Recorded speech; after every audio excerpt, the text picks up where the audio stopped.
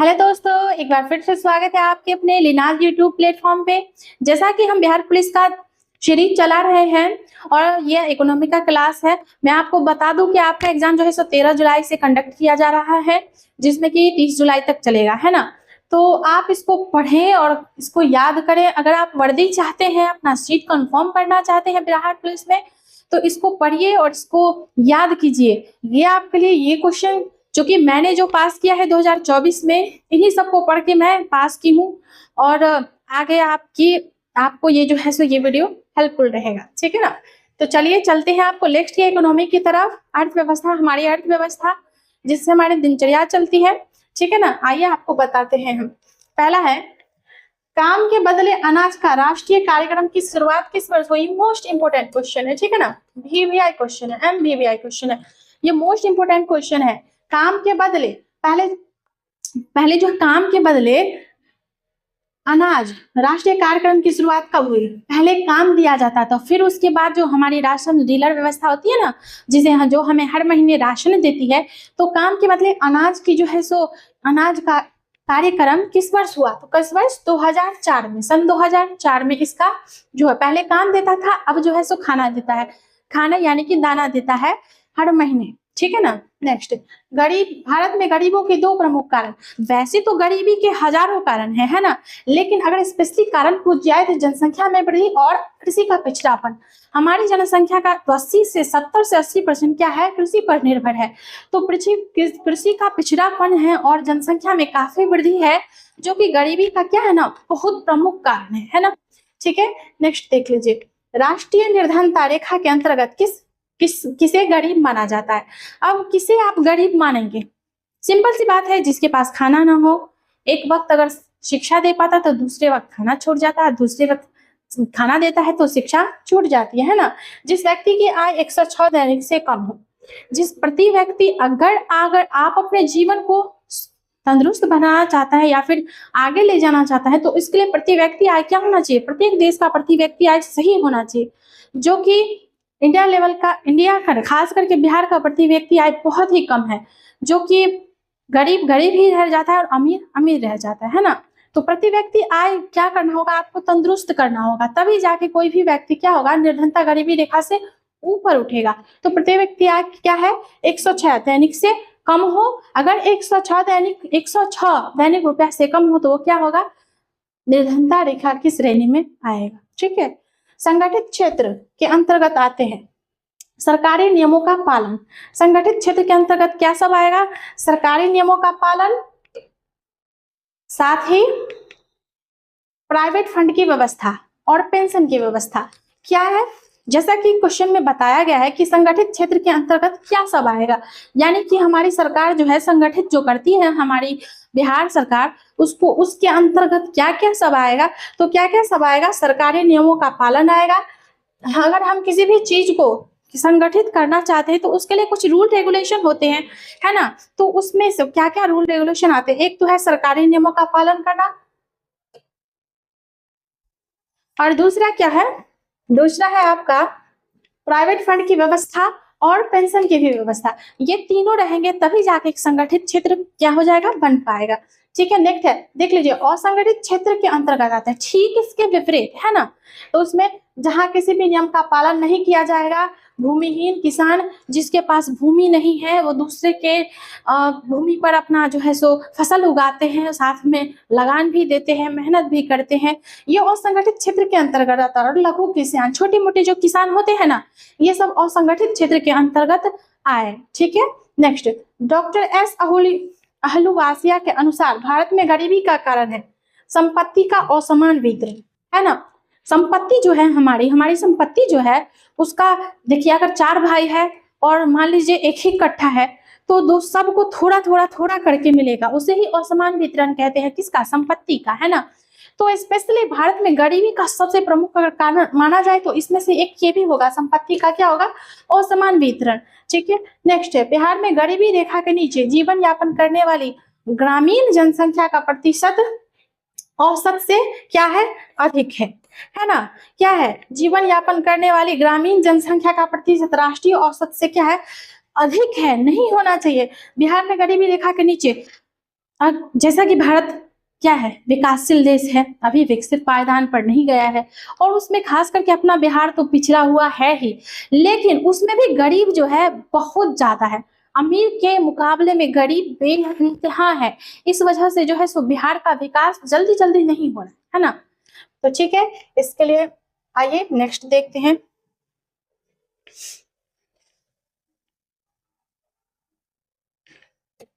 देखिए, बिहार में 1999 से 2000 में गरीबी रेखा के नीचे रहने वाली ग्रामीण जनसंख्या का प्रतिशत था। कब?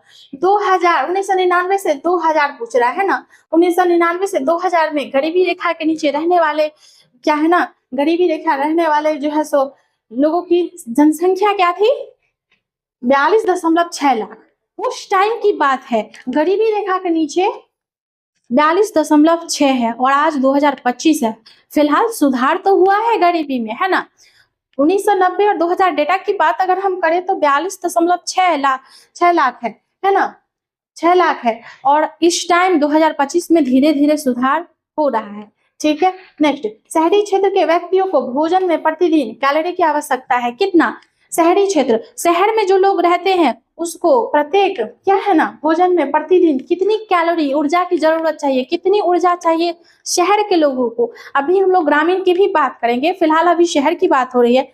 जो दिल्ली, मुंबई, कोलकाता हुए ना, वो शहर में जो रहते हैं उसको प्रतिदिन कितनी कैलोरी की आवश्यकता होगी? 2100 कैलोरी की है। ठीक है ना, ये मोस्ट इंपोर्टेंट क्वेश्चन है, ये भी मोस्ट इंपोर्टेंट क्वेश्चन है, आप इसको नोट डाउन करें।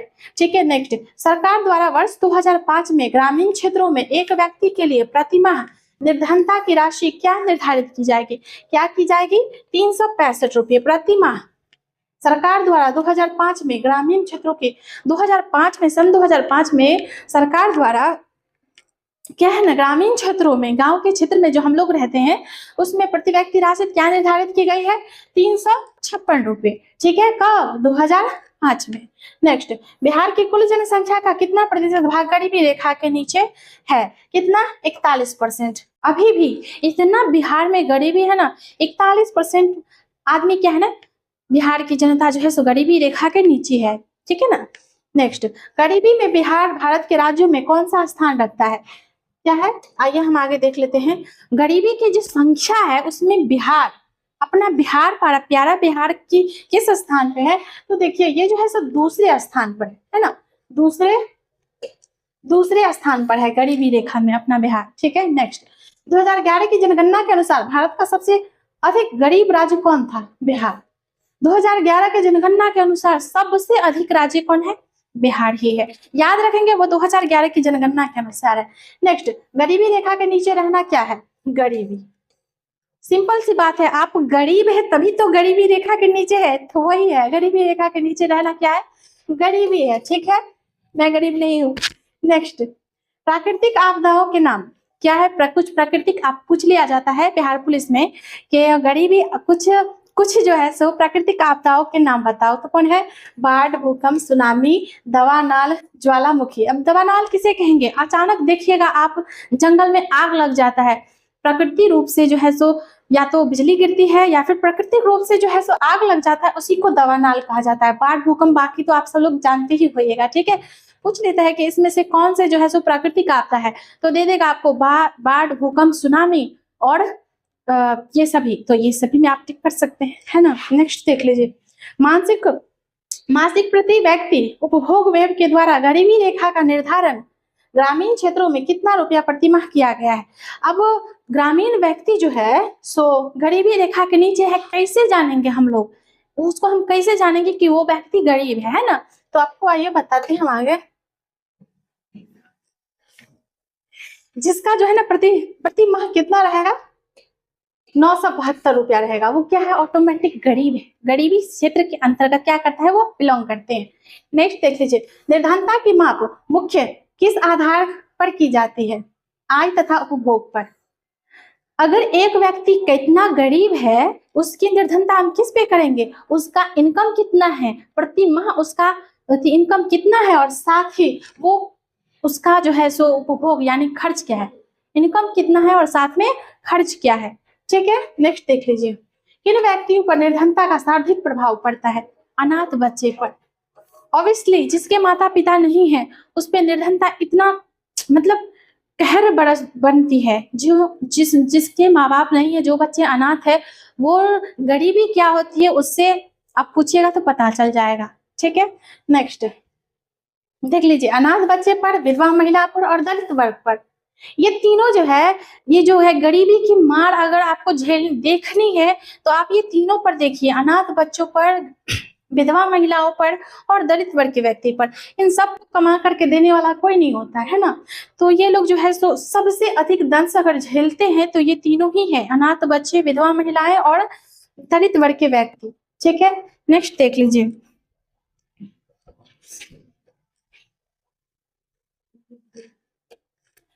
बिहार की कुल जनसंख्या का कितना प्रतिशत गरीबी रेखा के नीचे है? ठीक है, कितना? 51.9%। ठीक है, उस टाइम हम लोगों ने बात की थी का 1990 से 2000 की, लेकिन अभी भी बिहार की जो है कुल जनसंख्या का कितना प्रतिशत गरीबी रेखा के नीचे है? 51.9% आदमी। ठीक है, नेक्स्ट देख लीजिए, बिहार में गरीबी की समस्या का निराकरण के लिए क्या आवश्यक है? बिहार में अगर गरीबी को हम खत्म करना चाहे तो उसके लिए क्या क्या आवश्यक है, या ये देखते हैं इसमें हम।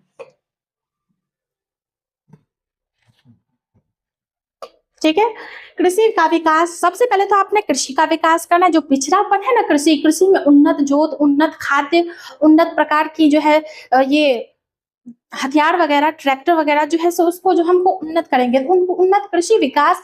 उसके बाद उचित जल प्रबंधन, कभी कभी देखिएगा अचानक से बहुत ज्यादा सूखा आ जाता है और कभी कभी अचानक बहुत बाढ़ आ जाता है, जिससे क्या होता है, हमारा फसल बर्बाद हो जाता है। नेक्स्ट है पर्याप्त निवेश, जब तक हम निवेश नहीं करेंगे, ठीक है, तब तक क्या होगा, हमारा जो है सो आगे काम नहीं चलेगा। ठीक है, पर्याप्त निवेश हमको करना ही पड़ेगा उसमें। ठीक है, नेक्स्ट, गरीब में बिहार राज्य का भारत के राज्य में कौन सा स्थान है? जैसे कि अभी मैंने कहा था, अगर निर्धनता की रेखा पूछ लिया जाए, यानी कौन से नंबर पर है बिहार गरीबी में भारत के अंदर में, तो कौन से नंबर पर है? दूसरे नंबर पर है। क्या है? दूसरे नंबर पर अपना बिहार है, गरीबी रेखा के नीचे। ठीक है, 2001 की जनगणना के अनुसार भारत के किस राज्य में सबसे अधिक गरीबी कहाँ है? 2001 की जनगणना पूछ रहा है। ठीक है, ध्यान दीजिएगा, ध्यान देने वाली बात है कि 2001 की जनगणना के अनुसार बिहार की सबसे, यानी भारत की सबसे गरीब वाला राज्य कौन सा है? तो यह है उड़ीसा। कौन सी है? उड़ीसा। नेक्स्ट, गरीबी रेखा के नीचे रहना क्या है? गरीबों का सूचक। जैसा कि पहले बताया, हम लोग गरीब है तभी तो गरीबे हैं, तो गरीबी रेखा के नीचे क्यों है? क्योंकि गरीब है हम। ठीक है, नेक्स्ट, भारत में सबसे कम निर्धन राज्य है कौन सा? जम्मू एवं कश्मीर। और भारत में जो है सबसे कम निर्धन अगर राज्य पूछा जाए वो तो अपने आप में विलक्षण है, कौन सा? जम्मू एवं कश्मीर। ठीक है, नेक्स्ट, स्वर्ण जयंती ग्राम स्वरोजगार योजना की शुरुआत कब हुई? ये मोस्ट इंपोर्टेंट क्वेश्चन है, इसको आप नोट डाउन करें, MVBI है। ठीक है ना, स्वर्ण जयंती ग्राम स्वरोजगार योजना की जो है सो शुरुआत कब हुई थी, बता देते हैं हम आपको। ये है 1 अप्रैल 1999 में। कब शुरुआत हुई थी? 1 अप्रैल 1999 में। बिहार की अर्थव्यवस्था मूलतः आधारित है किस पर? कृषि प्रधान। बिहार की अर्थव्यवस्था का अगर मूल स्रोत अगर पूछ लिया जाए ना, स्पेशल स्रोत, तो वो सिर्फ और सिर्फ कृषि है, क्योंकि बिहार में बहुत से लोग कृषि पर आधारित है। ठीक है, नेक्स्ट, गरीबों को क्या कहा जाता है? निर्धनता। गरीबी को क्या कहा जाता है? निर्धनता। ठीक है, नेक्स्ट, मनुष्य को उत्पादन का एक साधन माना जाता है, सक्रिय साधन। मनुष्य को उत्पादन का एक साधन, यदि हम ही नहीं रहेंगे तो फसल कौन उगाएगा, पैसा कौन कमाएगा, ये जो है सो ये घर बिल्डिंग्स किसको बनाएगा? तो हम लोग भी क्या है? सक्रिय साधन है। अगर मनुष्य भी एक साधन है, अगर मनुष्य नहीं रहेगा तो कोई काम ही नहीं हो पाएगा, है ना। ठीक है, गरीबी रेखा के नीचे रहने वाले लोगों को निर्धन कहते हैं। क्या कहते हैं? गरीबी रेखा को नीचे जो आते हैं, जो अपना ना तो ठीक से शिक्षा ग्रहण कर पाते हैं, ना ठीक से खाना भोजन खा पाते हैं, ना ठीक से अच्छे ढंग से कपड़े पहन पाते हैं, उसको गरीब कहते हैं, है ना। और उस रेखा में जो आएगा उसको हम गरीब कहेंगे, है ना। ठीक है, निर्धन कहेंगे। नेक्स्ट है, गरीब का अर्थ क्या होता है? न्यूनतम आवश्यकताओं की पूर्ति नहीं होना। बेसिक जरूरतें जो हम पूरा नहीं कर सकेंगे उसे ही हम क्या कहेंगे? निर्धन कहेंगे। ठीक है, भारत के किस राज्य में बिहार की तुलना निर्धनों की संख्या अधिक है? उत्तर प्रदेश में। भारत के किस राज्य में बिहार की तुलना निर्धनों की संख्या अब उत्तर प्रदेश जो राज्य है हमारा, वो जो है बिहार से अधिक निर्धन है। ठीक है, नेक्स्ट, भारत के किस राज्य में निर्धनों का प्रतिशत बिहार से अधिक है? किससे है? उड़ीसा से। अगर प्रतिशत में पूछ ले तो बिहार से ज्यादा जो है सो किस में है? उड़ीसा में। और बिहार, भारत के किस राज्य में बिहार की तुलना से निर्धनों की संख्या अधिक है? तो उत्तर प्रदेश में। ठीक है, निरपेक्ष जीवन स्तर में किसकी मात्रा निश्चित नहीं की जा सकती है? दाल की। किसकी? दाल भरपूर मात्रा में सभी को नहीं मिल पाता है, स्पेशली गरीब को नहीं मिल पाता है। मैंने देखा है गरीब को सब्जी भात खाते हुए, है ना, तो प्रत्येक को दाल मिलना इम्पॉसिबल है। ठीक है, गैर सरकारी प्रयासों के अंतर्गत गरीबी दूर करने के क्या तरीके हैं, आपको हम बताते हैं कि गरीबी हम अपना कैसे दूर कर सकते हैं, है ना।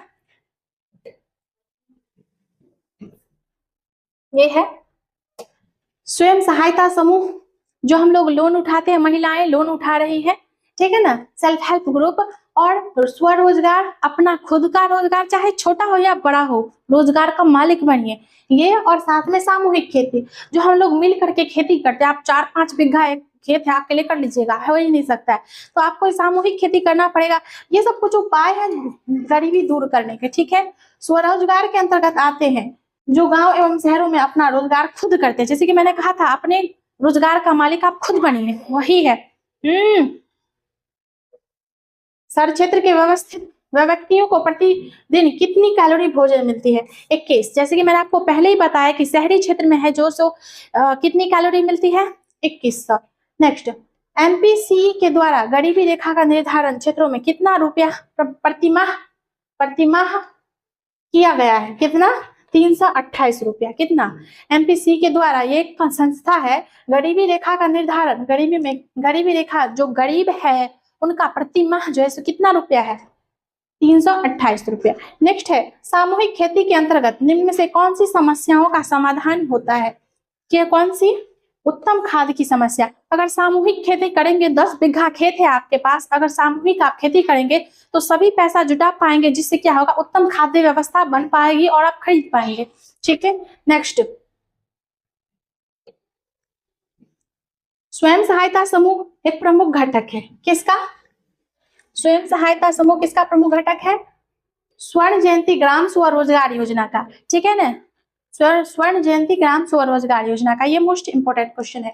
गरीबी दूर करने के लिए सरकारी प्रयासों के अंतर्गत क्या क्या उपाय है? सरकार क्या क्या उपाय किए हैं गरीबों को जो है सो दूर करने के लिए, गरीबी दूर करने के लिए, है ना। क्या?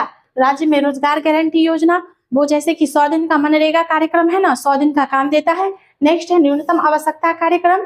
ठीक है, और नेक्स्ट है प्रधानमंत्री ग्रामोदय योजना। ठीक है, ग्रामोदय, ये सब तीनों जो है ना गवर्नमेंट की बनाई हुई गरीबी दूर करने की ये कुछ योजनाएं थी। नेक्स्ट है, नरेगा की शुरुआत कब हुई? वर्ष 2006 में। जैसे हमने मनरेगा कहा, अभी इसमें 100 दिनों के लिए काम दिया जाता है मजदूर को, ठीक है ना, उसे ही नरेगा कार्यक्रम करते हैं। इसकी शुरुआत कब हुई थी? 2006 में। इस नरेगा को अभी वर्तमान में नाम मनरेगा है। ठीक है ना। अंत्योदय अन्य योजना कब प्रारंभ की गई? ये जो है सरकार जो देती है हर माह राशन के रूप में हम लोगों को, वो योजना कब प्रारंभ हुई? 25 दिसंबर 2000 में। ये मोस्ट इंपोर्टेंट क्वेश्चन है। ठीक है, आप इसे नोट डाउन करेंगे, 25 दिसंबर 2001 में। नेक्स्ट है, राष्ट्रीय रोजगार गारंटी योजना की शुरुआत किस प्रदेश में की गई थी? किस प्रदेश में की गई थी? 2 फरवरी को आंध्र प्रदेश में। राष्ट्रीय रोजगार गारंटी योजना किस कब शुरू की गई थी? 2 फरवरी 2006 को आंध्र प्रदेश में शुरू की गई थी। ठीक है, नेक्स्ट देख लीजिए,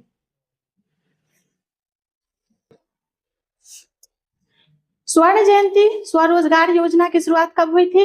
1 दिसंबर 1997 को। ये भी भारत सरकार के द्वारा जो है सो शुरुआत की गई थी कि भारत में गरीबी को कैसे कम किया जाए। तो स्वर्ण जयंती स्वरोजगार योजना की शुरुआत कब हुई थी? स्पेशल 1 दिसंबर 1997। ठीक है, जवाहर रोजगार योजना, ये भी भारत सरकार की एक बेहतरीन योजना है गरीबी कम करने के लिए।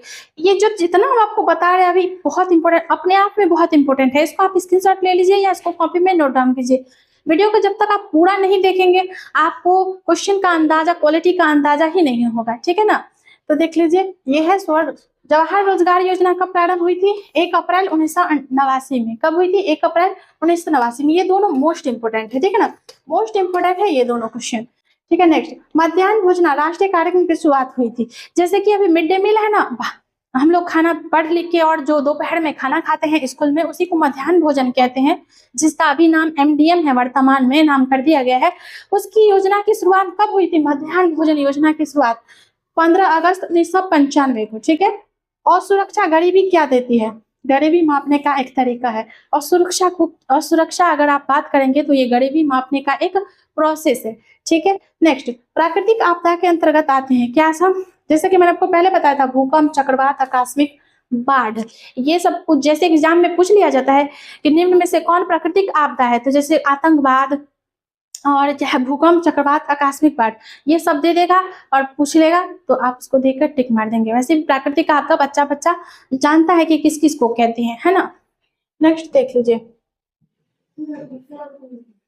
नेक्स्ट है लास्ट क्वेश्चन है, भारत में लोगों का मुख्य पेशा क्या है? कृषि। जैसा कि आप बता चुके हैं कि भारत में से 70 से 80% लोग कृषि कार्य में संलग्न है, क्योंकि यहाँ रोजगार की इतनी सारी कमी है। क्या करेगा इंसान? खाने के लिए कुछ तो करेगा, तो उसके लिए साथ ही वो कृषि पर निर्भर है, जो कि जैसा कि हम लोग जानते हैं बिहार को अभी बहुत विकसित होना है। अभी बहुत बिहार पीछे स्थान पे है, तो हम लोगों का उसके लिए प्रति व्यक्ति आय, रोजगार, स्वरोजगार, खुद का रोजगार चलाना होगा, तब जाके जो है सो बिहार उन्नत अवस्था में आएगा अभी। और शिक्षा के क्षेत्र में खास करके और जनसंख्या कंट्रोल करना होगा, इन सब पर ध्यान देना होगा। और सरकार द्वारा जो स्कीम चलाई जाती है, जैसे स्वर्ण जयंती रोजगार योजना, जवाहर रोजगार योजना, मनरेगा, ये सब जो चलती है ना, उस पर खास करके विशेष ध्यान देना होगा, तभी बिहार का प्रति व्यक्ति आय सुधरेगा, और सुधरेगा तो बिहार विकसित करेगा। तो इस सब आज थी ये हमारे मोस्ट इंपोर्टेंट क्वेश्चन के साथ इकोनॉमिक का। तो इसमें जो है सो क्या मिस्टेक है आप हमको कमेंट करके बताइए, और क्लास कैसी लगी वो भी अपना एक्सपीरियंस शेयर कीजिए कमेंट बॉक्स में, और हमारे वीडियो को लाइक शेयर सब्सक्राइब कीजिए। आज के लिए बस इतना ही, मिलते हैं फिर नेक्स्ट वीडियो में, तब तक के लिए धन्यवाद।